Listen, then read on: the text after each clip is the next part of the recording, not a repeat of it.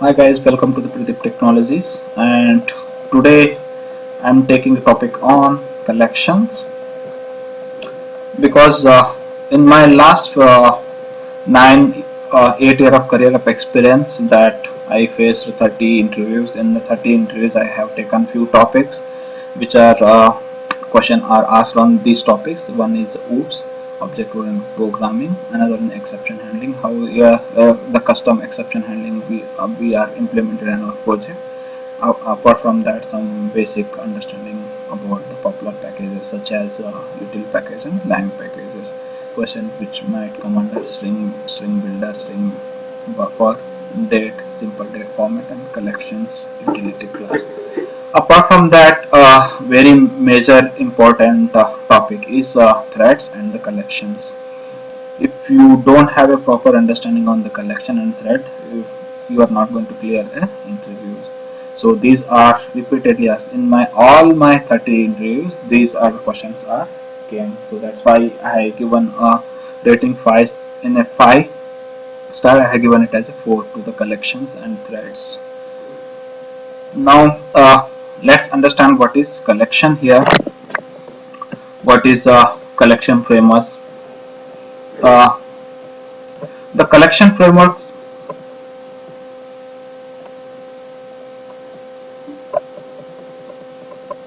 So Java has given a collection framework, and what is meant by collection here is storing it exactly in nothing but a group of object. It's group of object might be a similar kind of object or similar dissimilar type of objects.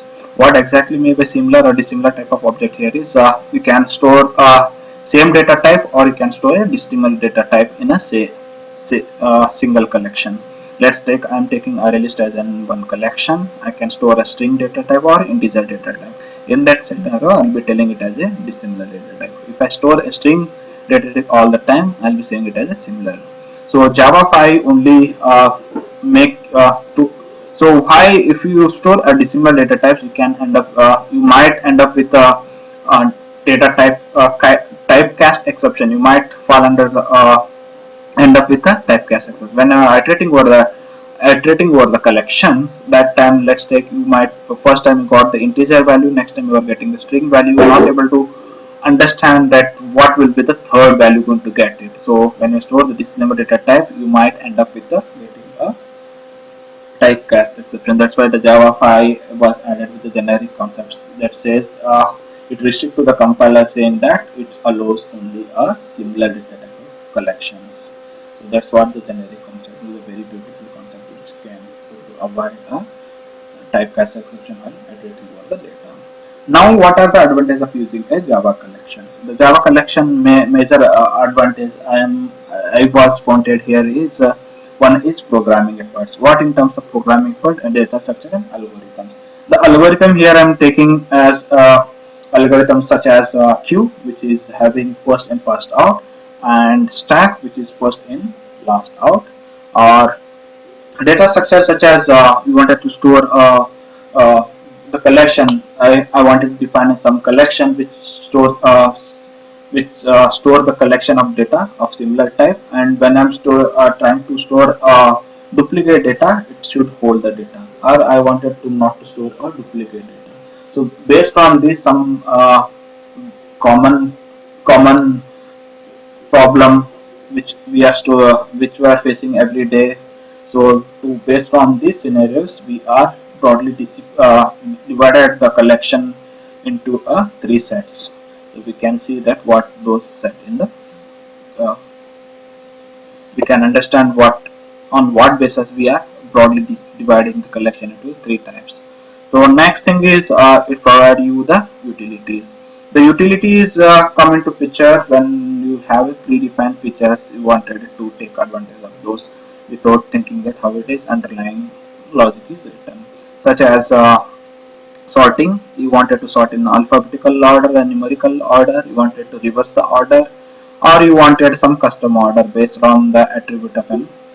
Let's say if you have an employee class is having name, first name, last name, date of birth. You wanted to sort it by date of birth, or you wanted to sort it by first name, or you wanted to sort it by a last name.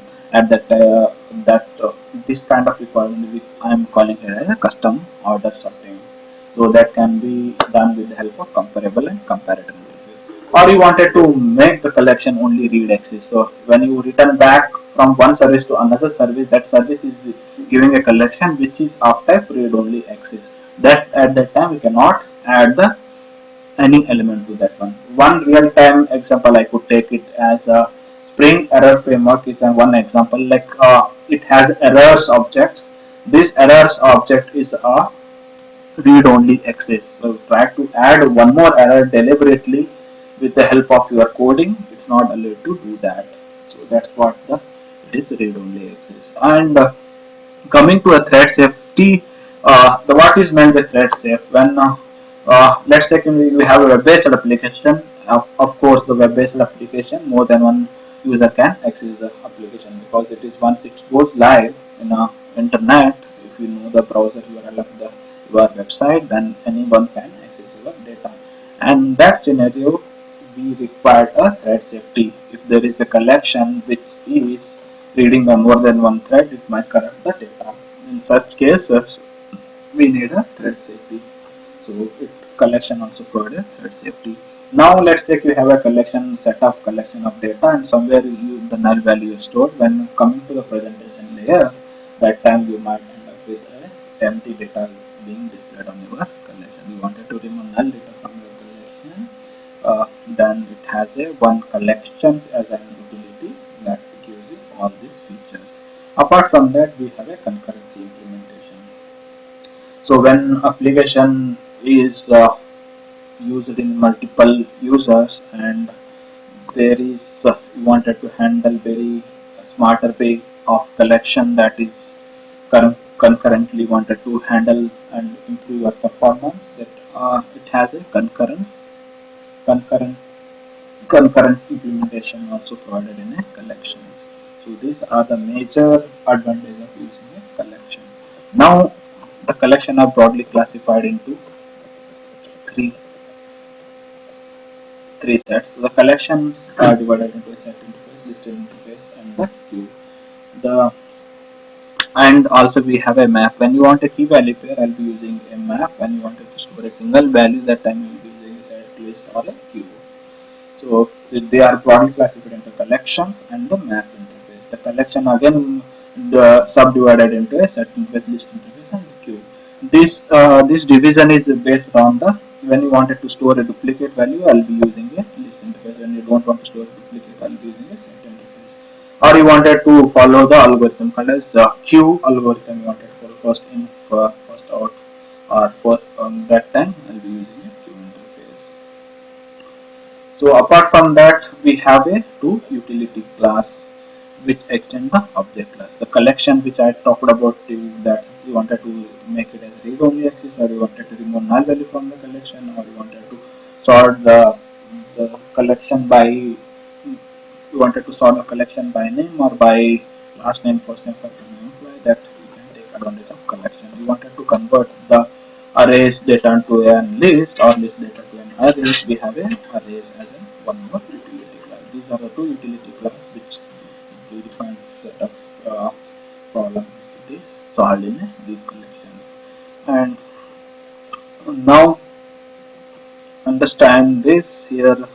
So as I mentioned earlier, the collection is divided into list interface, set interface, and queue.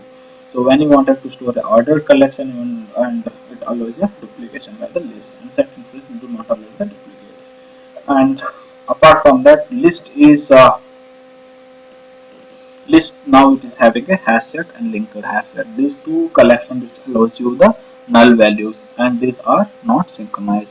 One more that comes up with is that is a hash table. This hash table, as I mentioned earlier, that linked hash map or the hash map, these both are allow a null value, but hash table do not allow the null value. And the hash table, it has a synchronized methods, but this doesn't have any synchronized method.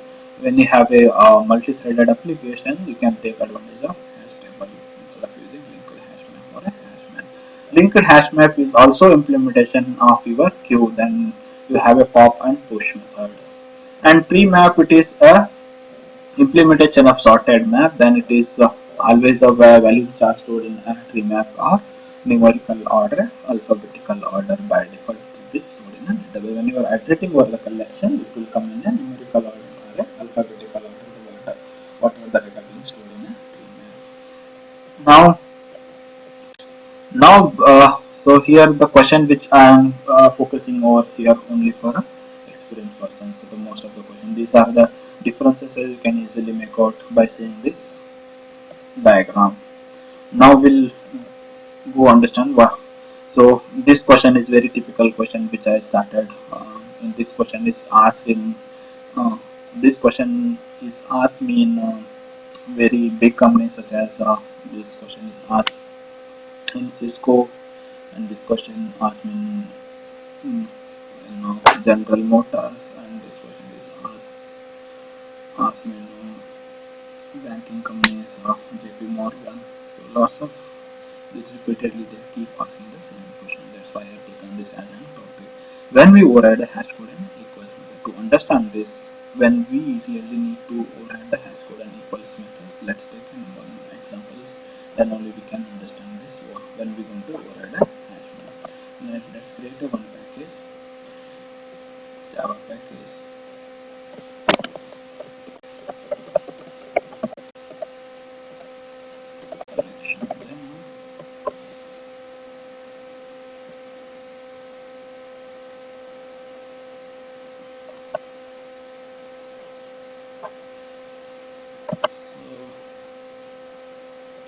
So I'll create a one class.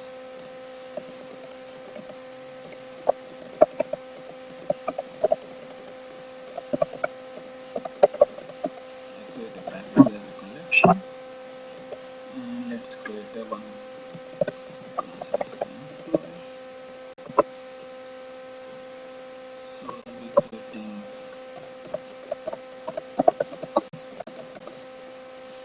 integer.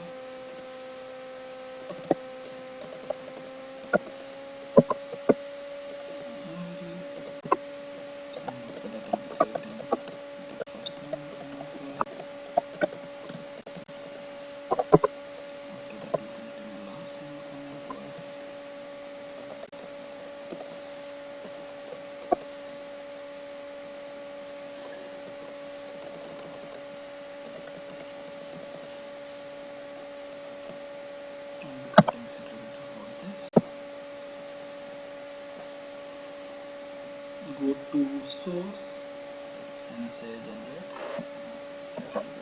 select all and make it as the last member so that certificate will become as the last member.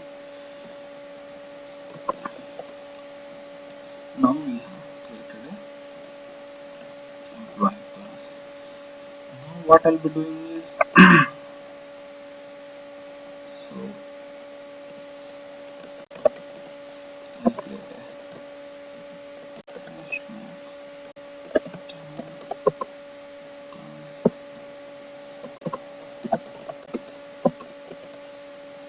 so after that I will create an hash map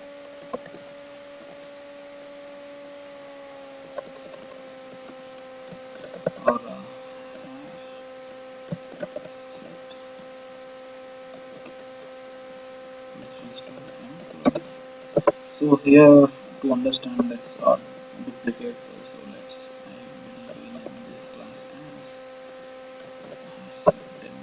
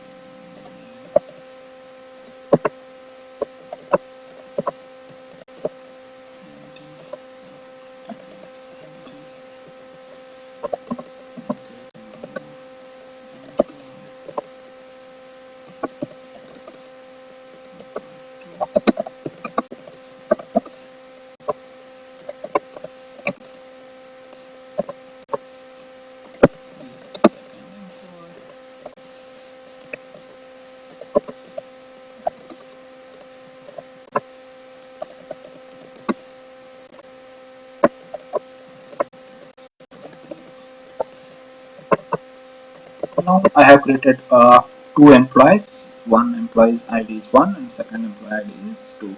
And these two employees I'm storing in a collection. Employee 1 is 2, employee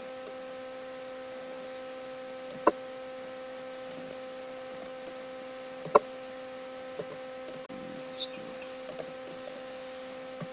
So here let me remove this name, make it very simple. So now totally we have a two employees. So if I try to print this employee collection,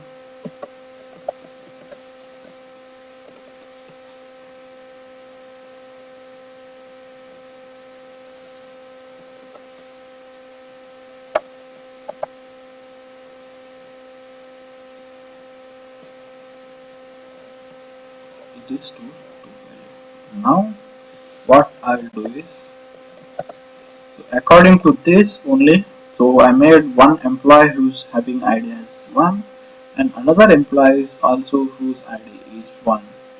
So now it should not allow the duplicate, only one value to be stored in a database, stored in a collection. If I execute this, still I am getting a two employees being stored. So as definition says that it do not allow you the duplicate data. Then how it is allowing the duplicate data? Because the employee which is of our user defined type, and we know this employee ID concept is ID, the ID which is being the ID of an employee, which is the primary key value which is being generated in the database, and it is uniquely identified. That's our concept of understanding that this ID is unique, that is it has to store only one. This is our custom definition. On what basis it is unique or defined. So internally what it does is, so it's only create a hash code, and hash code this and this method, the hash codes are different. Obviously two hash codes are there, and the content, logical content, we wanted to check the contents are equal or not. Just what you have to do is you have to check the content of an employee. So for that what I'll be next doing is I'll be overriding the, now how do you check the, whenever the data is stored in a collection, so let's I stored one data and another data being stored. Now it creates a one.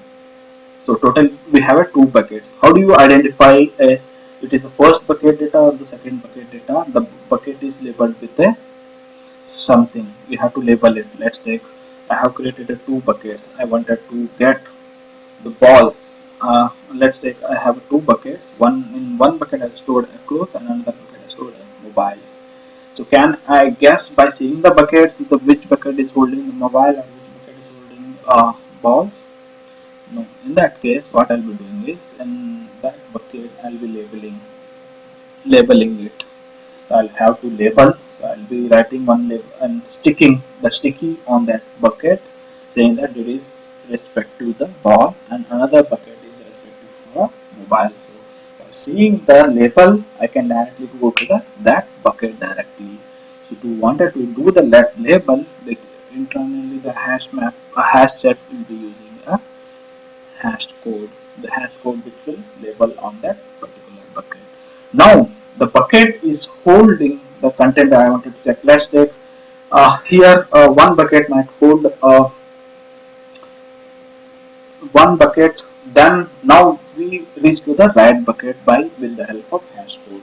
Now we wanted to check the content of an hash code. Let's take, I have an employee now, second employee. Now I made it as a uniqueness of an reaching to the right bucket. But the contents are stored in this bucket are the same which are I am searching it. So you wanted to do that one, you have to override some equals method to check the contents are logically equal.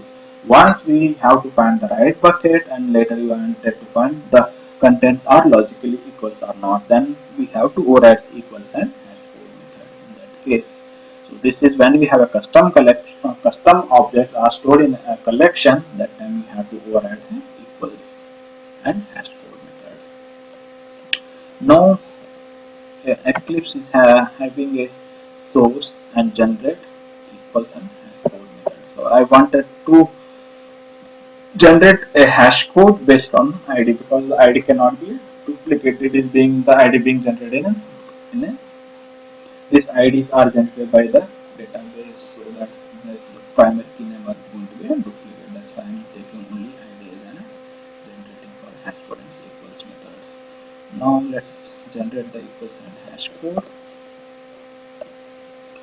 Now it has generated the hash code that is using prime value as 31 and after that it is using result as 1, and if this ID is not null then it using that as an hash code. So it is uniquely identified that bucket with the help of ID. So whenever I pass that ID then I am going to get the bucket of it.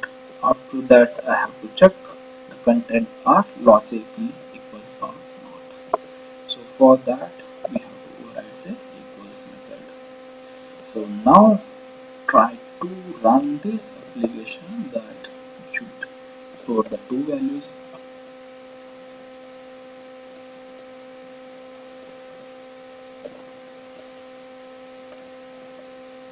So let me run this application again. In this case it is holding two different values.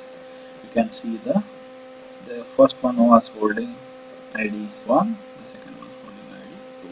Now I'll make it as a 1. Now the both objects are holding the same ID, then it belongs to a one control. So only one value to be stored in a collection. So we have overridden the equals and hash code method, then it will only one value be stored in this collection. That at that time I have to override the equals and hash code methods. In that scenario I'll be doing this.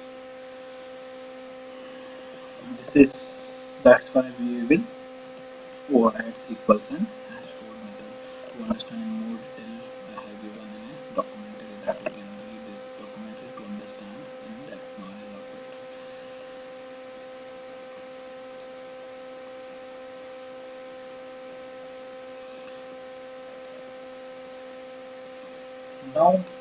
Now the next question is it possible to remove the element from the collection while iterating the element? Is it possible? So my answer here while iterating over the collections, so let's take I wanted to iterate over the collection. So I'll be iterating over the collection.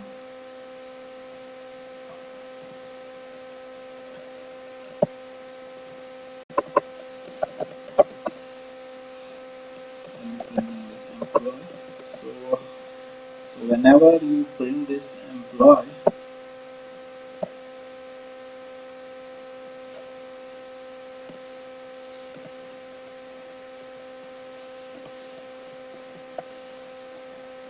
it will give you the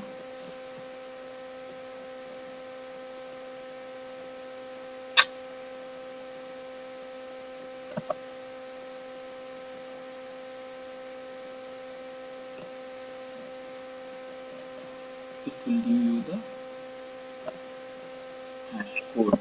Now what? It will give you the address. It has object is having a hash code method that it will give you the fully qualified class name of a class, and after that where it is stored in address memory. So instead of that you wanted to override the toString method which is stored in an object class. Then instead of getting this one, I will get what the database stored in my object. So what I will do here is I'll be overriding the toString.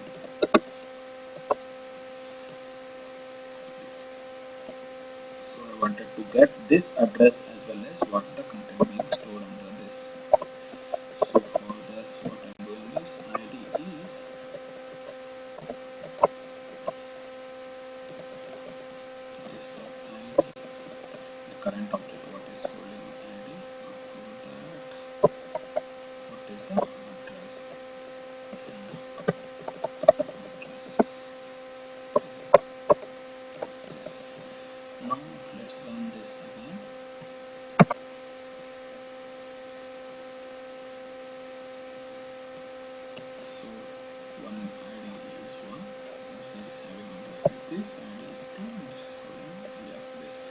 Now can the next question is, while iterating over the collection, is it possible to remove the element from the collection?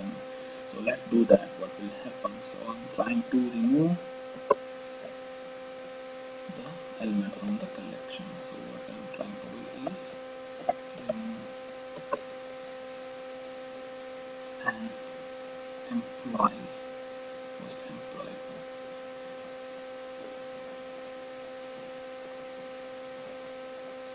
While iterating over the collection, I'm trying to remove it. But my answer here is illegal statement, not allowed to remove the collection value while iterating over the element. So you will get a concurrency modification exception. This mechanism is nothing but a fail fast. This is the now what I'm doing here is I taken the employee object collection and given a iterator, a with iterator which will return you iterator object back and iterating over the now I got the iterator object and I'll be telling that if it is the collection is have any element, then get me that element. Then I wanted to print that. At the same time, you are trying to modify the content of an collection, then it will throw you a concurrent modification exception. This behavior of an iterator while iterating an object, you try to remove an element from a collection. It is the but iterator is not allowed to do that. It throw a custom exception saying that concurrent modification exception. So this type of scenario we call it as a iterator is fail fast mechanism. The iterator is a fail fast mechanism. It will do not allow you to modify the collection content while iterating over the collection. But it has iterator is having a remove method. You can use a iterator dot remove. Now this is allowed. We can do that. Now before removing over the iterator, now we can see that after iterator remove what will happen to the collection.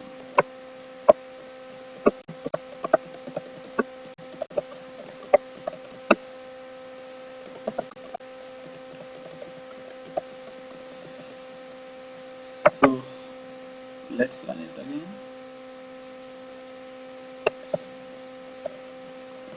The iterator is holding empty, so it is iterating it and removing it, iterating it, removing it. So this type of so you can use the remove method present in the iterator. It is allowed, but you're trying to use collection object remove, then it is not possible to do that. So this mechanism we call it as fast fail mechanism. It's not allowed to remove the collection. So let's take an example when we fall under that is nothing but face fall, that is nothing but fail pass mechanism of an iterator. When we get illegal state of exception, this illegal state of exception will be finding when you are not. So let's take you are trying to execute twice and next method iterating it. This will fall under illegal state exception.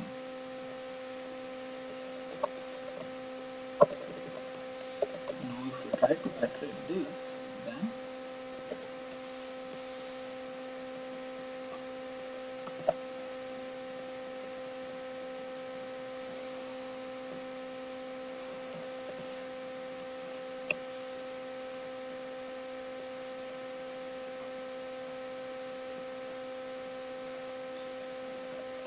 uh,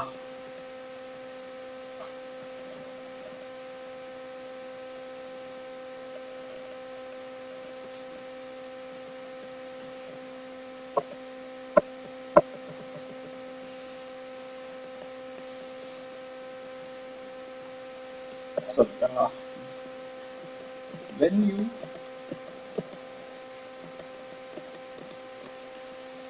try to when you try to remove an element twice, so once it is being removed, you cannot remove again the same element, not to fall under illegal state exception. When you are trying to remove the element which is already being removed, then you will fall under illegal state exception. So there might be chances of another illegal state exception without